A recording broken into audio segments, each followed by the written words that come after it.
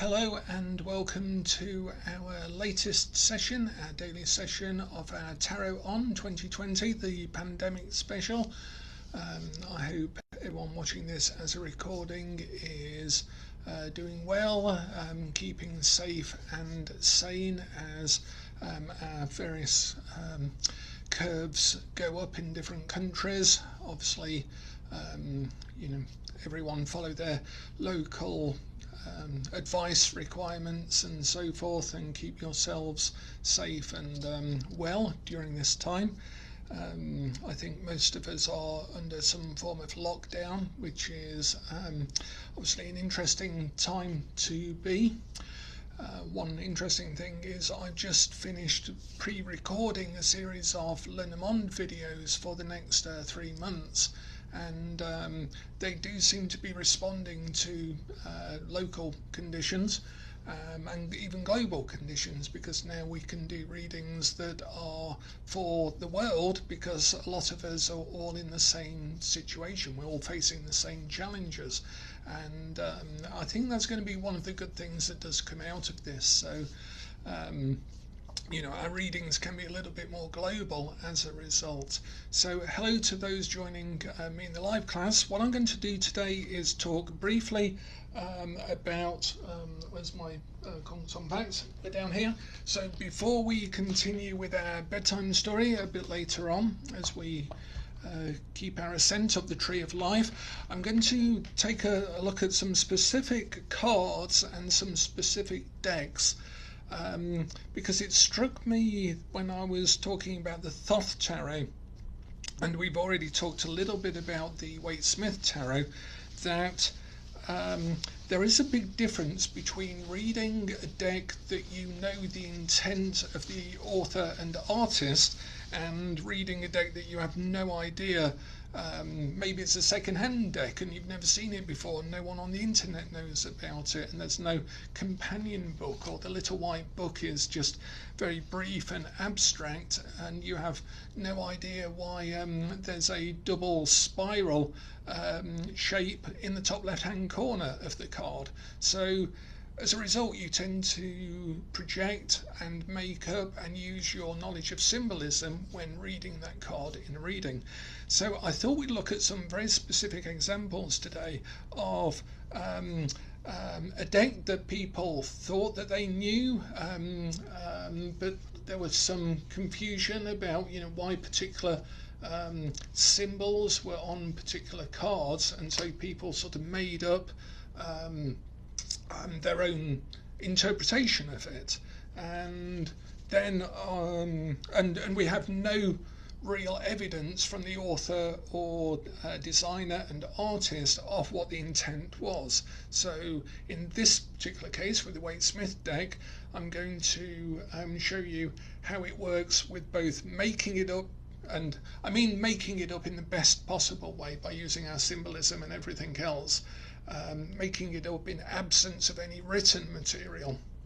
And then we're going to look at it in terms of how research about the cards and propositions for what the cards may actually symbolize, and where their original sources are, and how that changes totally in some cases the reading of a card.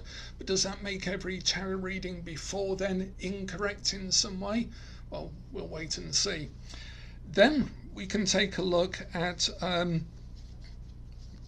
a specific card in the Thoth deck, and I'm going to take a look at the wheel card, I think. That's the one I've just pulled up, and show how, because we actually have knowledge, first-hand primary source material of what the author, artist and designer, if they're all different people, intended, and how we can read it both ways, whether we know the intent or not. And then finally we're going to look at a deck, for example this one I've just finished writing a little article about for the Tarosophist International magazine, which is our magazine free for Tarot Association members, And this deck, I have no idea what the intent of the artist was. There's no little white book, there's just a tin and just some pictures, and they're all loaded with symbolism. So in this particular case, I actually took the Hierophant, which is on the cover. Let's see if I can find the actual card, which might be slightly less shiny. Here we go. It's up at the top, maybe slightly less shiny.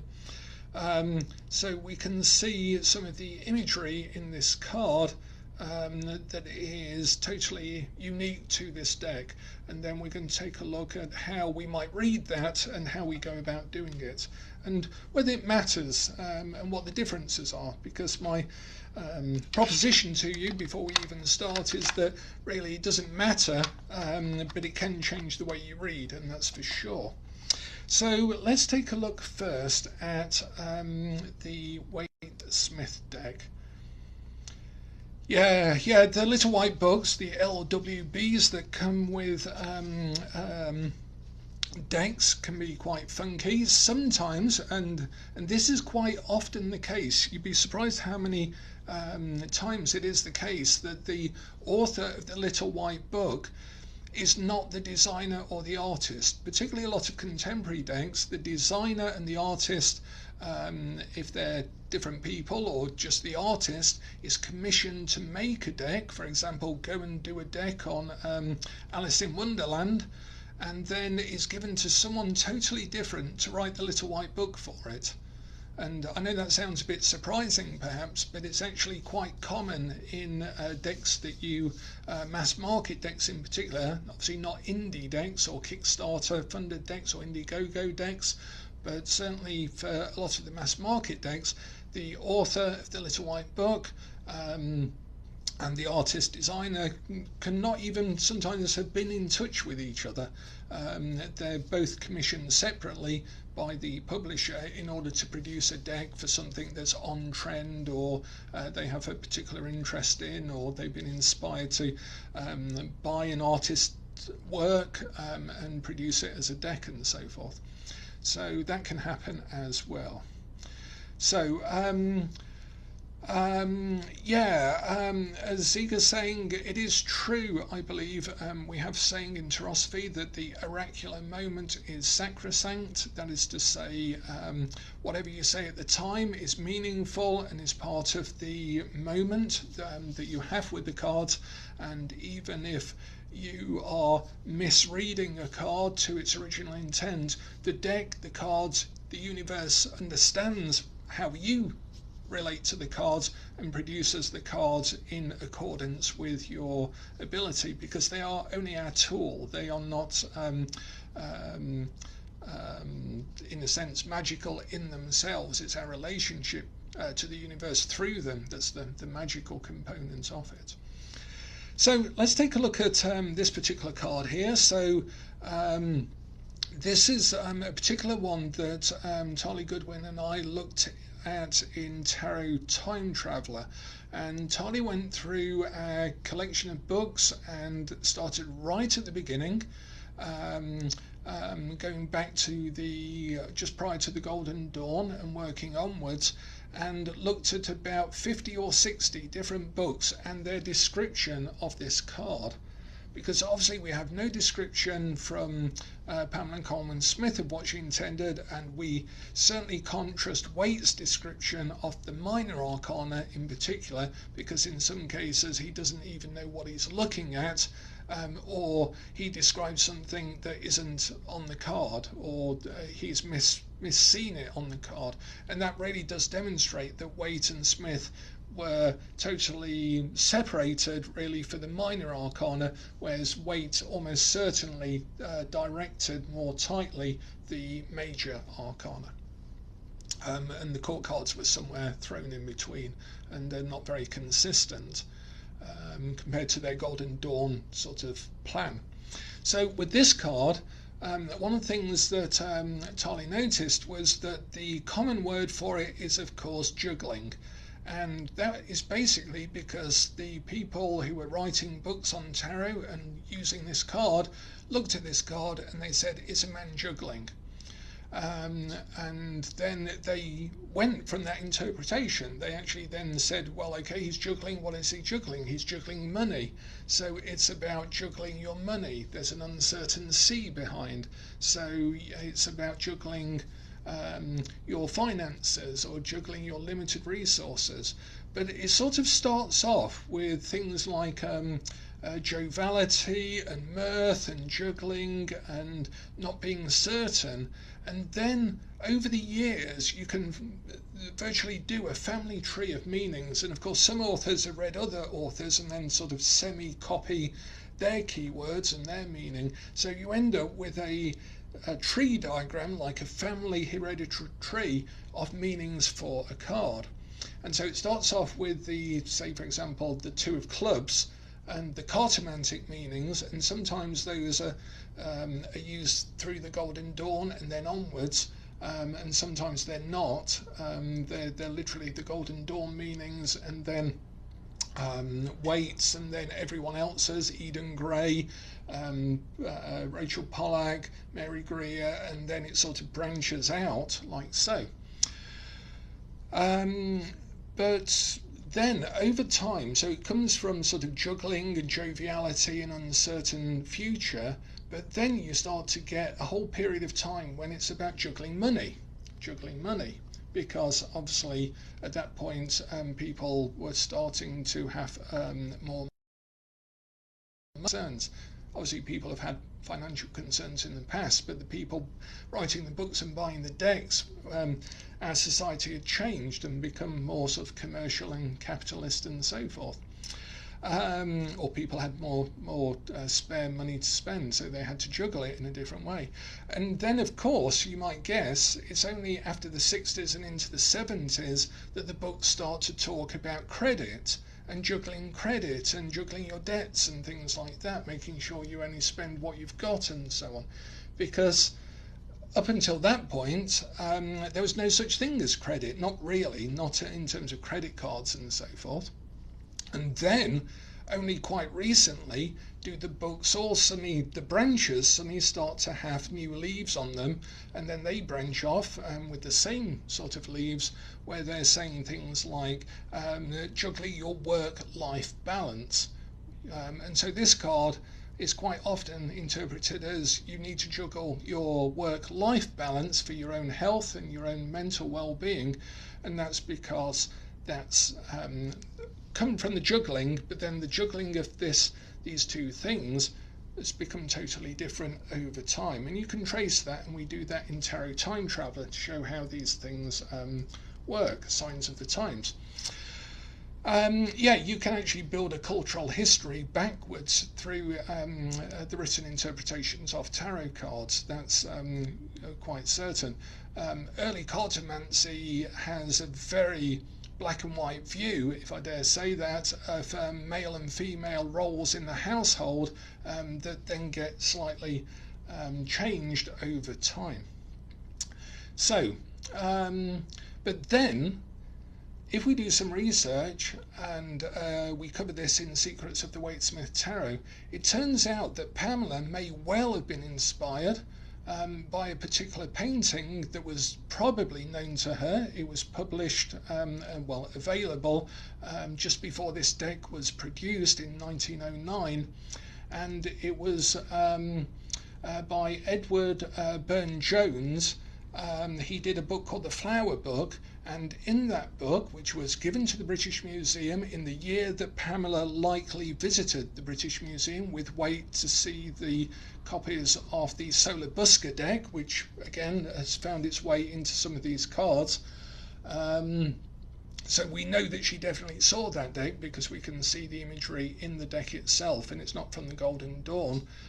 And we know she was influenced by Edward Burne-Jones, and in the Flower Book there are at least 3 or 4 paintings of flowers that look exactly like the tarot cards that Pamela's painted.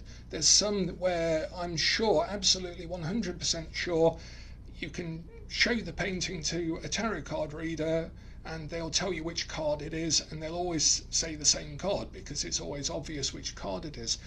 But there is one painting in that deck that has a man dancing with a mercurial hat with wings on his feet against a wavy background, and there's a boat in front of him, and he's holding two spheres and he's juggling them. And it's certainly the design of this card, until someone shows us that Pamela would have taken this idea of a juggling figure, mercurial figure with a snake belt, with a strange hat, two discs with a snake going around them, against a wavy background. If anyone can find me a specific picture that's as specific as that around Pamela's time, I'd be very, very amazed. So we can presume that that's why Pamela chose it as a design, because we have similar things. This is almost certainly the three pirates that are described in one of the children's books that Pamela painted. This one is a Shakespearean figure, and it explains the snail at the bottom because it's Rosalind in As You Like It, and the roses, and we even have photos of Ada Rehan, the actress who played Rosalind at the time. And all of these, that's Snuffles the cat at Small Height, and that's one of the sticks that they were using to build a trellis work at the time. This is likely Edie Craig, and you can even go and see the chair that she is sat on, which is still in Small Height. It's indoors at the moment, but it's likely that Pamela got Edie to sit outside and model sat on that chair. And there were even sunflowers at Small Height at the time that Pamela was drawing the deck, because we have photos of it, and so on. You can literally go through every card, and with an assumption that Pamela was painting what she knew, using existing theatrical, Shakespearean and painting references that were familiar to her, explain every symbol in the deck with no problem whatsoever. So using Occam's razor, that's what we've gone with in Secrets of the Waite Smith. Now, Lily's pointed out, and that's a spoiler alert for where we're about to go, because Waite describes it in terms of missive, letters, almost miscommunication. And that is because this painting is called False Mercury. And that's why we're almost certain that that's exactly what Pamela had in mind for it, because she was she was designing the card to show sort of false letters and miscommunication and the meanings that this card holds. And as a result, she very simply painted False Mercury. In the original picture, this is Mercury holding two globes, and the sailors can see the two globes, and he's holding home and a family and a garden, pictures of home, but they're going to die of exposure and thirst and dehydration, and False Mercury is tricking them because he's holding two globes that are showing them the wrong thing. Now, as a result of almost certainly that being the case, ever since that we discovered that, I've always read this card far closer to it being miscommunication, someone trying to tell you something, juggle in front of your eyes a promise that may not be true, and you're far better checking your own health and your own well-being, and whether they are lying to you or whether they're holding a false Mercury, a false promise, and that's how I read that card. Now, hopefully the deck has recalibrated to my new understanding of the card, and every time that card comes up, it's to signify that very thing. Before, it would likely be signifying make sure that you balance your finances, and that's what the card held for me. So that is one clear example of presuming that you know the meaning. Every single author's written reading being wrong, likely wrong in terms of the intent of the original artist and the designer, but that being lost in time and then being replicated throughout. It's a little bit similar to the famine card, which again, is in Secrets of the Waite-Smith Tarot. We go through all of the cards in that book, explaining where the sources are more likely to have come from, and we explain the reasoning for that. But here's a classic example of where it actually is the opposite of what most people say, and the card is the opposite. So if we go for this card here, the Seven of Pentacles, when it was originally painted and drawn, this guy had a very sorrowful face, and these leaves were drawn being very withered and coloured, lightly coloured, being very withered. But as the original plates were destroyed, and then the second deck was actually redone by someone else, so one of the printers lightly redrew every single card as a copyist from Pamela's originals, it lost some of the nuance. And in some cases where the copyist wasn't sure what it was, they've just sort of hatched out a basic shape. And in the original, which we now have a high-res scan of, there's about 2 versions of the first published version of this deck, the one that had all of the cardboard lifted up, so Ryder told everyone they could send it back or destroy it, and they'd send out a new version where the cardboard backing wouldn't lift up, and so everyone destroyed the original deck, of course, or lost it. And there are literally 2 copies of that deck known to have survived. But you can see in the high-res scans of that deck that this is definitely a hoe. It's a potato plant, a withered one, and he's got a very sad expression, and the hoe shows that he is a potato farmer. Pamela was part of the sort of Irish, I can't remember, there was a name for it, but there was a sort of a renaissance of all things Celtic and Irish, hence why it became known as the original Celtic cross, or the ancient Celtic cross. And there were lots of politics going on at the time, and when she saw in the Golden Dawn Book T description of this card, which we are almost certainly sure was the text description she had to base her artistry on, it says, and you can go and check this, for the Seven of Pentacles, the Golden Dawn Book T says, a worker in the fields, but one who profits thereof not, or labourer in the fields, but one who has no profit from it. And so Pamela immediately thought, potato famine in Ireland. There's actually a very famous picture of the potato famine that looks quite similar to this, and this is likely why she painted it this way. So as a result, the original card, the original text description in Book T, and the original painting all show a very disgruntled, unsatisfied farmer with withered leaves. His crop has come to nothing, and it is a card that literally means disappointment. But every other person in the books has gone with, oh, it's patience coming to a good crop, and so as long as you wait, then your crop will grow. And you know, a lot of other artists have then gone along with that. Whether this is a potato plant or not, it's certainly withered, and also this is definitely a potato hoe that the character has. If you go and find the potato famine picture from which this is likely based, you'll see a similarity as well.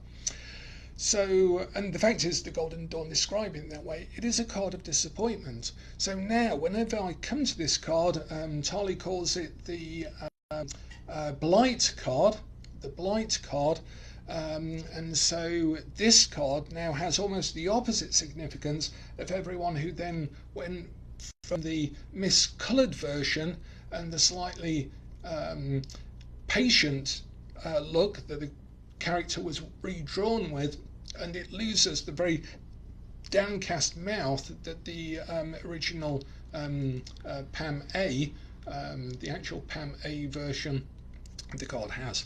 So again, we can do this with all of the cards and show that our connection to them, our significance to them changes depending on whether we know nothing about it, whether we know a bit of research about it, or whether we have the original artist saying, I drew this because of this. And even then we could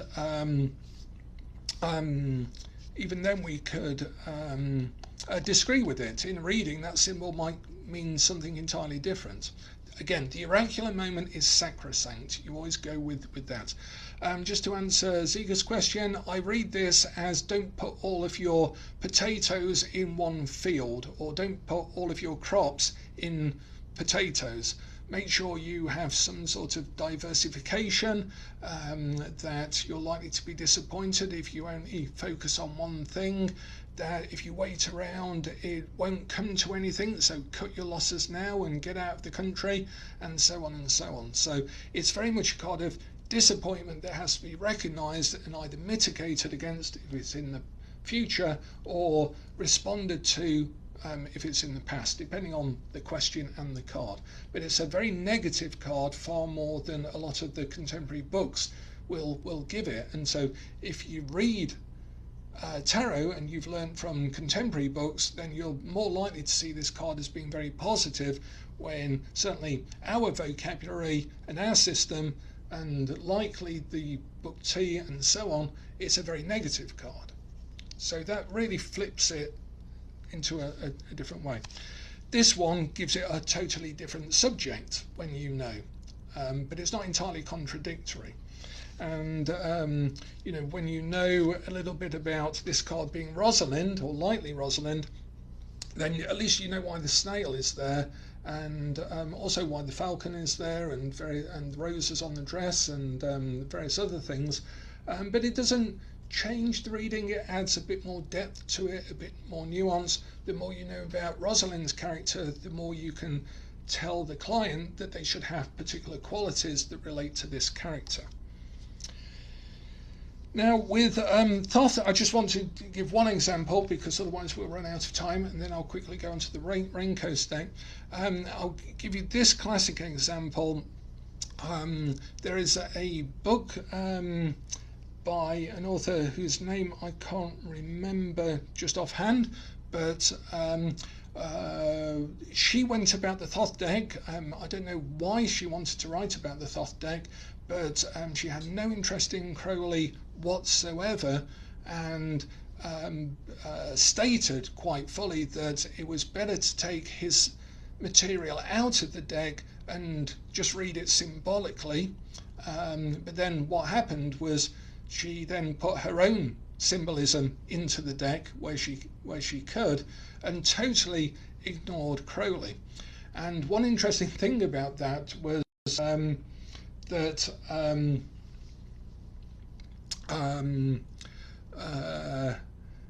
so I was just trying to remember the author's name. It escapes me just at the moment.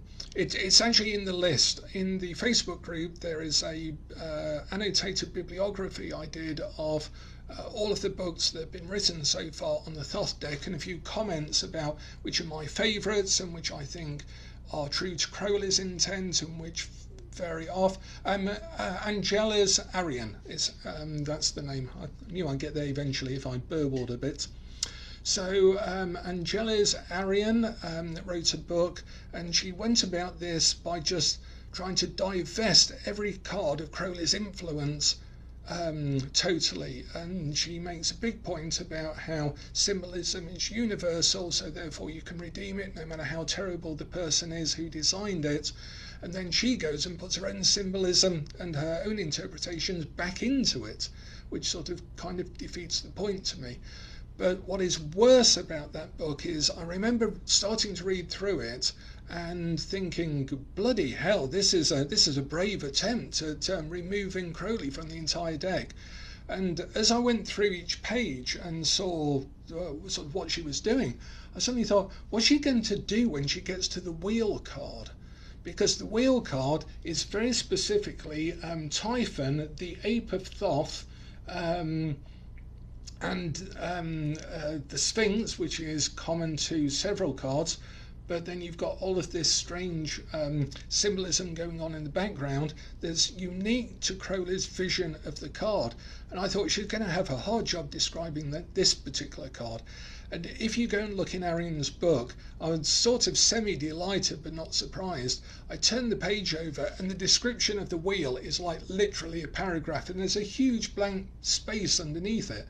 And it's really obvious that she had painted herself into a corner. You cannot describe this card very well without ignoring totally what Crowley's put in it, and then you're sort of stuck with basically saying it's a wheel with the Sphinx on top of it. She does that in several of the other cards. One of the worst is the Empress, where there's some wonderful symbolism in it. And if I can find it, and this is just merely to point out, I won't be able to find the Empress just offhand, but she describes it, I think, as a swan or a penguin or something weird in the corner, and it's a very famous symbol of the pelican giving its own blood to its young, which is both a sort of Christian symbolism of Christ, but also Crowley was using it in a very specific way. And there she has to literally tell you what's on the card, and get it wrong, absolutely get it wrong. So in that particular case, there's someone going completely against type, ignoring what we know the artist and the designer, because we have, unlike the Waite deck, we have Crowley and Harris's written material, their letters, the design sketches we have a lot of, and we also have the Book of Thoth that Crowley wrote about the deck.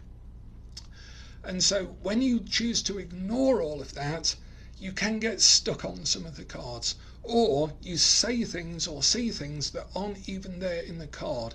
And once you start to do that, then you start to veer off divination as against just saying stuff with some cards on the table in front of you. And there's a very thin line as to how you can diverge from actually reading the cards and just saying your own stuff to somebody just because you put some tarot cards on the table. So I just wanted to point that out, that there's a difference between reading symbols on the cards from what you know about symbolism or your intuition about the symbols, which is always based on knowledge. You have better intuition the more knowledge you have, because you have to intuit from your knowledge. Even if you don't know where or why you've said something, it still has to come from somewhere, otherwise it's called a guess.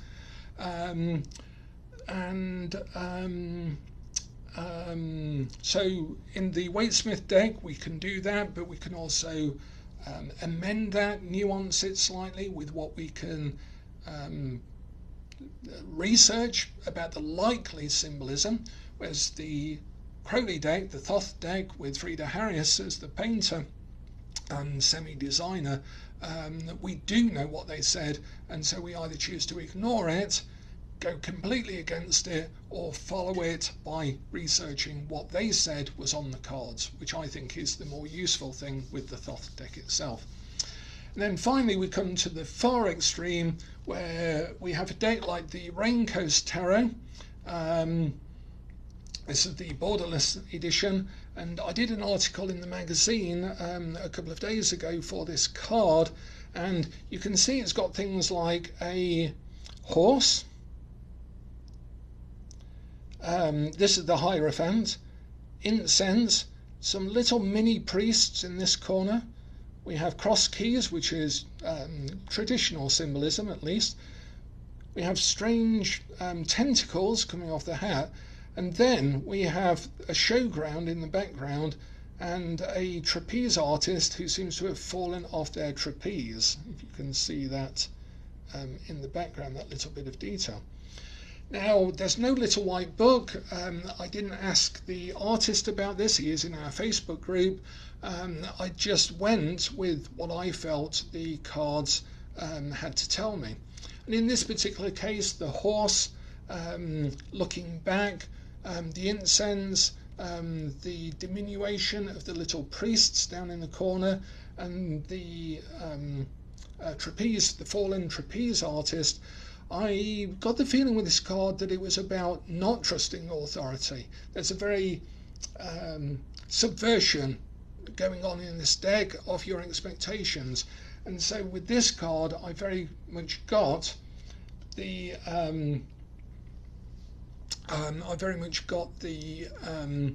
idea that, you know, if you have faith, which the card usually represents, in fact artists like Shiro Marchetti have renamed this card Faith rather than the Hierophant, because people often have bad associations with organized religion, particularly patriarchal religion. And with this deck, it's quite the opposite. In this card, it's all about not trusting someone who looks quite alien, not trusting that your partner is going to throw the trapeze to you and you're going to catch it, and instead rising yourself, which is like the symbol of the incense, up to make your own divine connection, and also not being locked, this padlock here, not being locked by someone's authority, just by giving them authority. So, and this really large character has made these little voices who have got halos on. These priests in that corner have actually got halos. They probably are just as holy, in fact probably more holy than this make-believe figure, this alien figure here. But they've been reduced to this really small size. So I use that as a symbol for, you know, those voices inside your head, that you know, someone louder and more with more authority, just because they're at the front of the room, is trying to pass off on you, and you should trust yourself and what your aspirations are all about, rather than the usual meaning of the card. Now, for all I know, as Julia's saying in the live group at the moment, the artist may have had totally, it might be aesthetic, it might be personal, it might be something conscious or unconscious to the artist. We'll never know. Well, I mean, we might do, after the article is out, maybe we can ask the artist in the group what he might have intended. Knowing artists, it's likely that we might not get a straight answer, but that just shows the other side of reading from a deck, that you have no idea, so you have to put your own symbolism and own spin and own interpretation on it. So we go between presumed symbolism to rigidly stated symbolism to absolutely no clue whatsoever symbolism, but we can read them. We can read in between all of those things, and sometimes we'll find with a deck we might go from one stream to another. It's great when someone produces a little white book for a deck, or a companion book, like if this artist did, if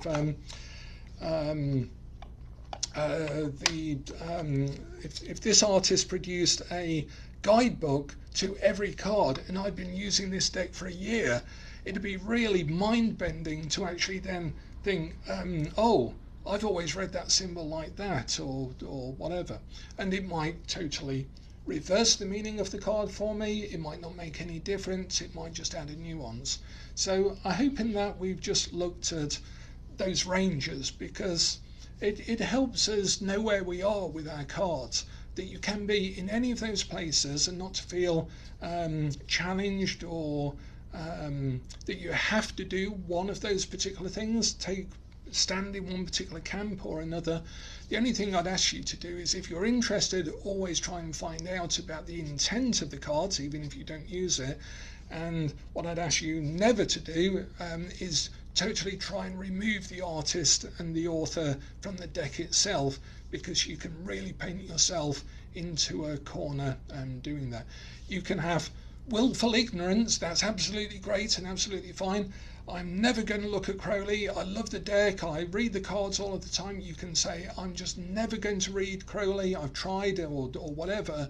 That is fine. If you admit to that, that's great, and that's a great way of going about it. The cards will respond to you. because the oracular moment is sacrosanct.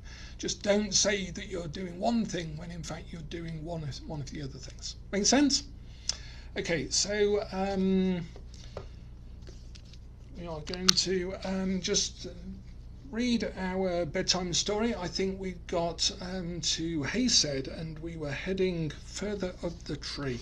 So we are in our map, in our journey, we are approaching the abyss here. And there's two transition points. There's the veil below Tiferet, and there's abyss, the abyss, which separates the very divine, unifying world up at the top with the middle world of our own awareness, and then our psyche and personality and our body down at the bottom. So we have graduated ourselves upwards with Lola, as she has married and had the funeral of the fairy prince. So, oh, and we'd looked at the strength card, hadn't we? She'd been reminded of Daniel in the lion's den, which is the strength card that runs across here.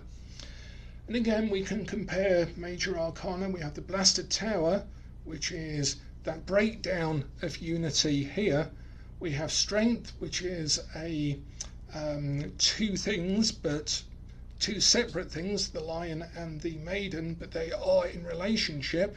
So this is a total breakdown. This is two things in relationship. And then the Empress is totally unified relationship up at the top. And the Empress also corresponds to Venus, which is the only astrological symbol which, when you draw the circle and the cross of the astrological symbol, it's the only symbol that covers the tree of life itself and connects everything. Therefore, having this idea of unity. So even though these things are drawn separately, they're actually quite one and the same, which again is why it's better to study these Sephiroth in pairs and sets and triads as you go up the tree, because by the time you're here, you really can't talk about Bina without talking about Chokmah. Things sort of get closer and closer as you go up the tree. Another way of drawing the tree of life is actually as like so, with Kether, Chokmah, Bina, and so on, as concentric circles all the way to Malkuth on the outside. So that's not a spiral, those are concentric circles. And so as you can see, as you go into the tree, it gets tighter and the circles are closer together. This way of laying the Sephiroth out doesn't really give you that idea, hence why you shouldn't confuse any of the diagrams with what it's actually describing. As they say, the map is not the territory. Okay, so here we go, the fourth house then. The fourth house is the most wonderful of all I had ever seen. It is the most heavenly blue mansion. It is built of beryl and amethyst and lapis lazuli and turquoise and sapphire. The centre of the floor is a pool of purest aquamarine, and in it is water. Only you can see every drop as a separate crystal, and the blue tinge filtering through the light. Above there hangs a calm yet mighty globe of deep sapphirine blue. Round it there were 9 mirrors, and there is a noise that means, when you understand it, joy, joy, joy. There are violet flames darting through the air, each one a little sob of happy love. One began to see what the dream world was really for at last. Every time anyone kissed anyone for real love, that was a little throb of violet flame in this beautiful house in the wake world. And we bathed and swam in the pool and were so happy you can't think. But they said, "Little girl, you must pay for the entertainment." I forgot to tell you there was music like fountains make as they rise and fall, only of course much more wonderful than that. So I asked what I must pay, and they said, "You are now mistress of all these houses from the 4th to the 9th. You have managed the servants' hall well enough since your marriage. Now you must manage the others, because till you do, you can never go on to the third house. So I said, it seems to me that they are all in perfectly good order. But they took me up in the air, and then I saw that the outsides were horribly disfigured with great advertisements, and every single house had written all over it, "First house. This is His Majesty's favourite residence. No other genuine. Beware of worthless imitations. Come in here and spend life. Come in here and see the serpent eat his own tail." So I was furious, as you may imagine, and had men go and put all the proper numbers on them, and a little sarcastic remark to make them ashamed. So they read, "Fifth house," and mostly dream at that. "Seventh house, external splendour and internal corruption," and so on. And on each one I put, "No thoroughfare from here to the first house. The only way is out of doors, by order." So I hope we have some indication of the sort of work that the Adeptus Exemptus has when they reach Chesed. What they have to do is tidy and redeem all of the areas below them, otherwise they can't cross the abyss and get into the real first house, because all of these will pretend to be the first house. They will all advertise themselves as that, and until you realize the corruption or degradation of each of these and their negative side, then it's impossible to achieve any sort of balance that you then throw away once you cross the abyss into the higher Sephiroth, into the higher palaces. So poor Lola has to sort all of those out. Okay? And then we'll see what happens when she does. And you'll notice she is now doing it. She's not getting the fairy prince to do it anymore. And she is now becoming more aware of what happens in each house, and for herself realizing that you can fall asleep in any house in a different way, and you can stay there until you recognize for yourself to wake yourself up into the next stage that's higher up. So it is a full map of spiritual progress, and that's really what we're sneaking in terms of Wake World, a full map of everything you need to know about spiritual progress. So I hope you're enjoying the bedtime story. I hope you've enjoyed what we've looked at in the cards. Again, I am referring to my books on Secrets of the Thoth Tarot, my book with researcher and co-author Tolly Goodwin, Secrets of the Waitsmith Tarot, and also Tarot Time Traveller. Any of those books will give you far more insight into where we're coming from in terms of the research that we put in for the tarot itself. Okay, so I'm glad that we're getting something out of these. We will keep going for as long as we feel able to, as long as it's adding to our sanity level each day rather than taking away from it. So I look forward to seeing you tomorrow. We'll see where we're at with things, and again, please take care. Follow common sense instructions, any proper science, and everything you can to keep yourself very sane, very healthy, very wise, and the rest will follow. Okay, take care everyone. Off for now.